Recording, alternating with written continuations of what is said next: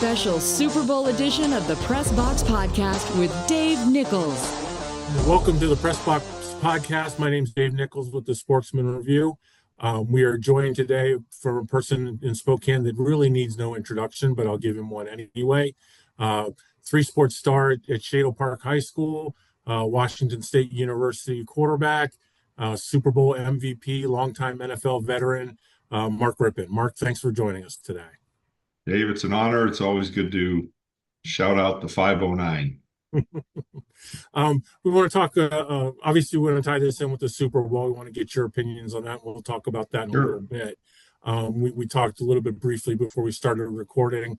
I grew up in DC, was a big fan of all those Joe Gibbs football teams, and with your legacy with the team, just want to say this is a kind of a thrill for me to get to talk with you and talk football with you. So thanks again for joining us today. You're welcome. Yeah, those are special times. You never forget those. I mean, that 80s and 90s, those Super Bowl teams and the area here in Washington, D.C. was surely rocking. And we had a great fan base, a great group of players, great coaching staff, and a great formula for success. Have you seen the plans for the new RFK, and what do you think about that? I have. I've kind of like how these Josh has left that door open for keeping the facade of the old RFK and kind of implement it within the new structure and how it kind of looks all the way down to the Capitol building. And I just think it's a home run for that community in that area there to rejuvenate that area, bring us back to the roots and kind of where a lot of the Super Bowls were founded and where we kind of played our best. So hopefully we get back there, we can do it again. Yeah, it's awesome. It was a special place. I remember as a youngster being able to go to some of those games and, the stands that would bounce up and down in one of the end zones. It was a great place. Obviously the Super Bowl every year, does it trigger memories for you of when you played in the Super Bowl and that experience? Is it like a yearly reminder of those memories and those special times? Yeah, and as the years go on, I mean, we hope we honor another team at some point in time during these last 30, 35 years now that right. That we've hoisted the Lombardi Trophy last. So it's a little bit. It's still surreal. I wear this ring because it brings back memories. And this ring is obviously, as individually, you have to play well in order to get one of these, but collectively and just to remember the guys that made this all worthwhile. I wear this ring in honor of them and in honor of the fan base we had in Washington, D.C. and the players and coaches that we played with. And it does bring back kind of goosebump memories of that era and that group especially. I mean, arguably considered to be the greatest Super Bowl champion ever in the history of the NFL based on points won and points against and points for and differentiation, all the things that they put in, analytics now so that's kind of cool to know that we were at least one of the top ever to play in that era. And that era also was kind of the last era of, I like to bring up of there wasn't free agency. So right. The uniqueness about that was we stayed together as a group. We lived in the community in Washington, D.C., and we played with guys for 7, 8, 9 years consecutively and built not only a bond and a friendship and our families and stuff to this day. I mean, I still have a golf tournament out of Queenstown over the Kent Narrows Bridge there, and I bring back about 30 of our alumni. But it also made sure that, we did things within our community. We had our charity events. We went to different functions just because it was so important to us to have that connection with the fan base that we had, and the fan base, and to have our own band. We had a band, which was pretty cool. It was kind of brought you back to high school and college, knowing that there's a connection there that no other team had. We had our own fight song, and it was just a great time to play football. And it was also the last of that free agency. Free agency came about 2 years after our Super Bowl, and players now are kind of finding different I think the league is trying to get more parity, and try to get teams an opportunity to play for the Lombardi Trophy. But it kind of takes away from that connection that we had and that closeness that we had to our community and our fans and us as players doing things on and off the field together. Do you have any specific memories from that game that stick in your head? You're like, gee, that was really cool, or gee, I missed that guy, or anything like that. Well, the game itself, there's obviously I do remember. I just remember before the game, we came to honor with a thumbs up a former Washington State Cougar alumnus of mine, Mike Utley, who was Right. paralyzed that year with the Detroit Lions, and so we came on the field. And when I was introduced, what Mike wanted us to do was just to give him the thumbs up, and he wanted people to know, hey, I'm going to be okay. And he's done amazing things, even though there's adversity he's gone through. So that was kind of the start of it. And I just think Joe Gibbs had a plan all the way. He kind of the day before he took us all the way out of town and put us, I don't even know where we stayed the night before the game. But I'm like many guys, this is my second Super Bowl being a part of, but the first to actually play. And I can remember the one in San Diego with when Doug Williams was the MVP. We stayed at the Lawrence Welk Center or resort, which is about 30 miles from San Diego. And this place we stayed at in Minneapolis was about, gosh, I would say it was about an hour away. But I can recall, like any athlete, during a big night before a game, not being able to get any sleep. So Right. much like, I'm thinking to myself about 4 in the morning, I go down and just kind of go to our dining area. We have our pregame meal and everything, and just kind of go there, and figured I might be the only one. There's about 20 other guys in there. So the anticipation of this game was so exciting. And then the game itself, it started off, we played really good, but we had not a blocked field goal, but we had a field goal after a touchdown throw to Art Monk that was the first ever. I don't know if you recall this, Dave, was the first ever reversal of a touchdown in Super Bowl history, because they're putting, at that point in time, they're implementing the new we're going to take a look at it, and they saw that his foot was out of bounds, and so they took it away. So we snapped for the field goal. The field goal got botched, and the next time down we came, and I had Ernest Weiner wide open on a seam route, and the ball was tipped at line of scrimmage and intercepted. So you're kind of wondering to yourself, is this, are we going to get this, and then we just kept going, though. I mean, even through the adversity, the start of that game, we kept going, and we're up 17-0, I think, at half, and then Kurt Gavea made an interception in the first series. In the third quarter, we went up 24-0. They made a little bit of a run, but I think it was 27-14. And I remember the third and 8, I think it was. I remember the play too. It was double left spear, Robert 735 H pump, and Gary Clark had one-on-one coverage, and I just knew I had to get back, set my feet, and let it go. And it was kind of the icing on the cake, I think, at that point in time. You say, if I remember all of it. Trust me, it's buried in there somewhere. Yeah. You know, folks like to when they talk about Joe Gibbs's legacies, he said he won 3 Super Bowls with 3 different quarterbacks, but 4 of the 5 offensive linemen were all the same. That's a really strong legacy for the Hall of Fame coach. Are you still in contact with him? Have you talked to Coach Gibbs lately? Oh yeah, and he's one of the greatest people I know, and how he is able to do the things he's still doing in his world, considering the tragedies he had, lose both his sons at a young age, and or youngest age. I mean, they were in their 40s, but still, they still had their whole life ahead of them. Coy and JD, I just, we remember them, but Joe was just a special guy. And obviously, we're only as good as the guys up front. He knew that, and to have 4 of our 5 play in 3 of those Super Bowls is pretty impressive. And the Hogs were our mainstay, and so the guys on the offensive and defensive line were basically the heart of our team. And you look at those guys and know that the level of excellence that they played at for a long period of time was in due part to having Joe Gibbs knowing that they might have been a little longer in the tooth, but one, they were great in the locker room. They still performed on the field and were a mainstay for us in the DMC. Or is it What or DMV? DMV. DMV, DC, DMV, Maryland, Virginia. DMC DMC. something else. Yeah, That sounds like that was a band, I think, at one yeah. point, DNC or something. One last question from that era. Um, what does Joe Gibbs have to do to get in? Joe Jacoby have to do to get Oh, into the Hall of Fame? that's a great question. There's a couple of things, I think that's a travesty in sport. That's Joe Jacoby not being in the Hall of Fame, even in the senior ballot.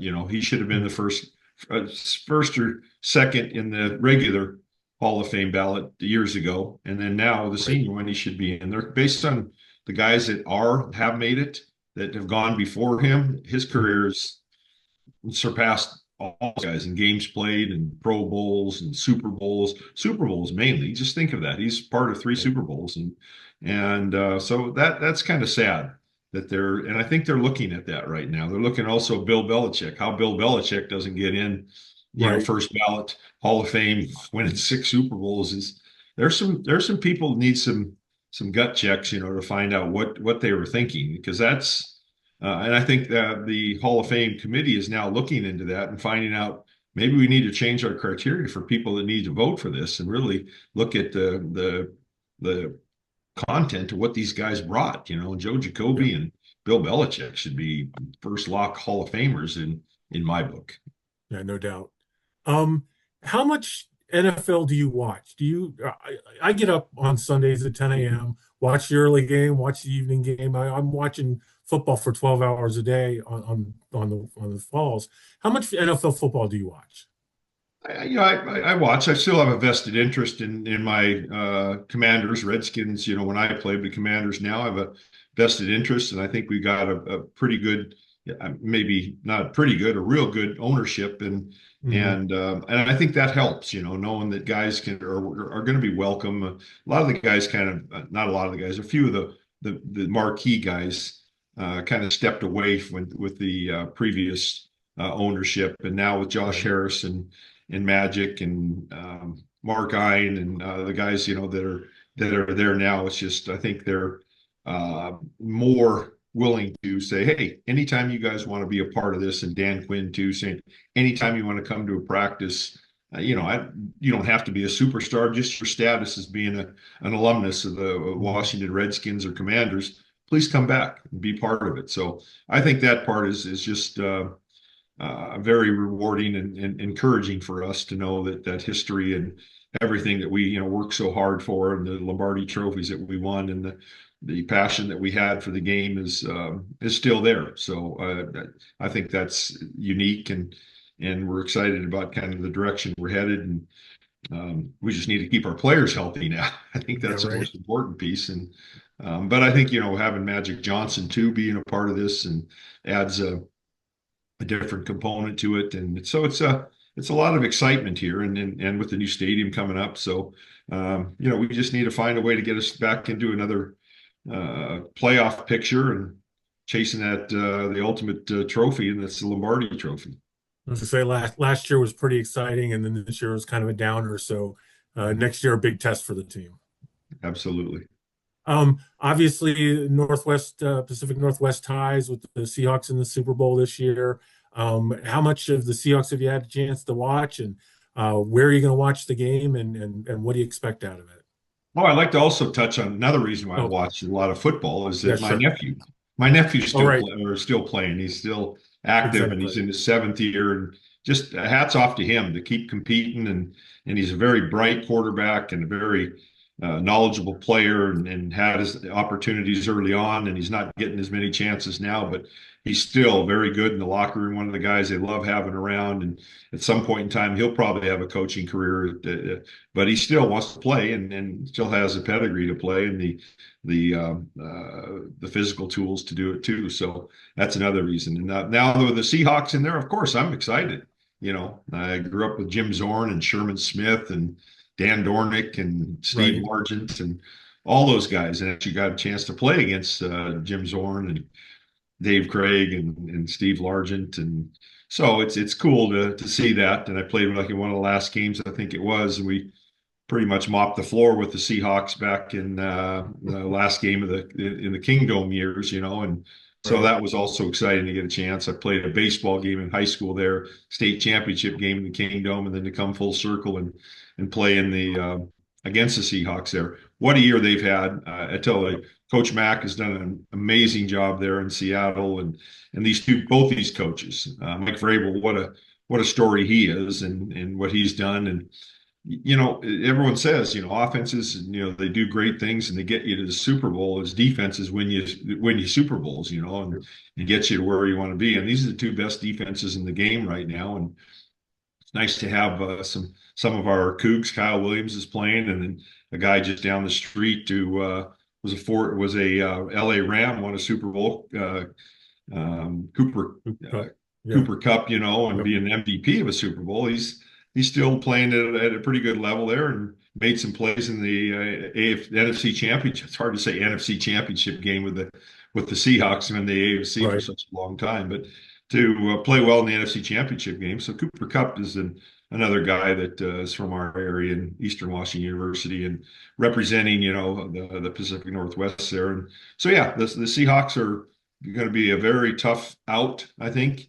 I think both these teams play at a very high level, and playing on grass will slow both of them down a little bit, but that's usually in better for defenses because they kind of can hug the line of scrimmage a little bit, put more pressure on the quarterback and make things a little bit more havoc. But Sam Darnold has played so good this year and played so well last year, and Drake May is just coming off a spectacular year, complete I think 70% of his passes, and so he's got a lot of guys, that are backing him and excited about where that organization is going again.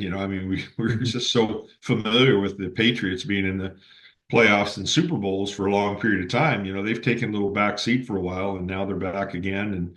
And I think Drake May is one of the reasons, along with a great defense and a great coach and great ownership.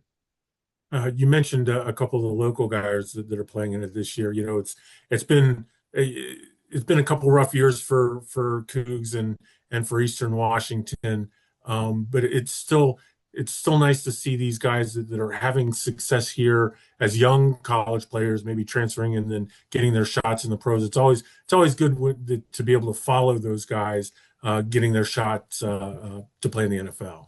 Absolutely, and I think it's kudos to them because now we're in a tougher era. We could spend a couple hours talking about NIL and all the horror stories and things that it's done, and it hurts a team because a guy is going to have a great year at Washington State. He's going to go somewhere else, and then he'll probably make it in the pros, playing at Notre Dame, Alabama, Ohio State, somewhere else other than Washington State. So to have a Kyle Williams come out of Washington State and a Cooper Cup come out of Eastern. I don't know if Cooper would have stayed there if the NIL was there. He'd have probably gone. Right. And so to have these guys do so, and I think it's a testimony to their character, and hopefully we'll have guys. I think now as they set foot into the new NIL, what it is maybe have some of those characters and say, hey, I'm going to entrench myself in Pullman or in Cheney or in Corvallis or wherever it's at, and say, I'm going to make the best of it for 4 years, and I'm going to make this team the best I can.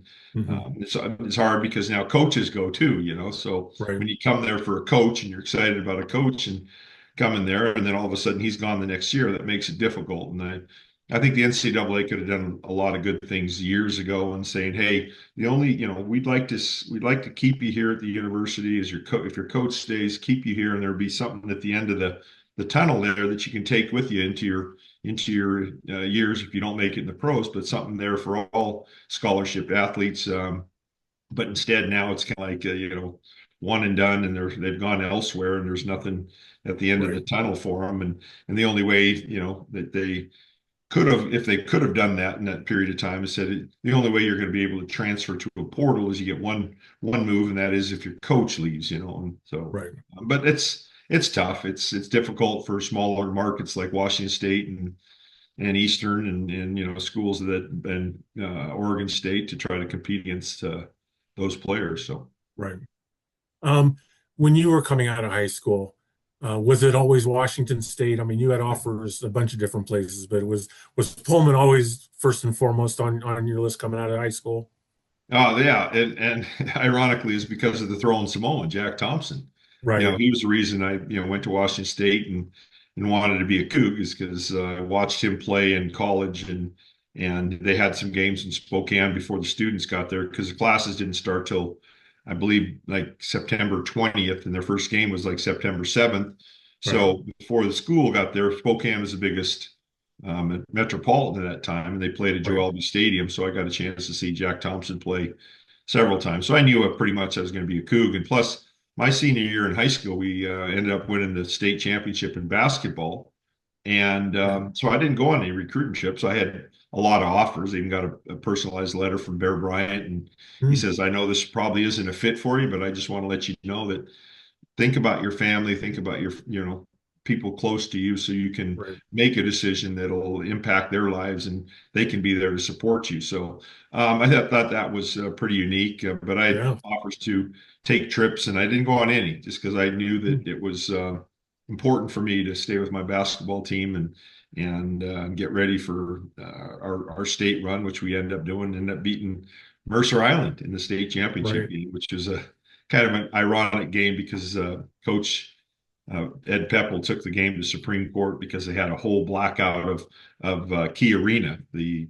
simultaneous backboard with a light on it, and the scores table wasn't working, so a guy had to do it by hand. We made a Oh last no. second shot, and I don't want to go into the whole story, but we won, and we have the Right. trophy, and it was a fun time. So I'm glad I did.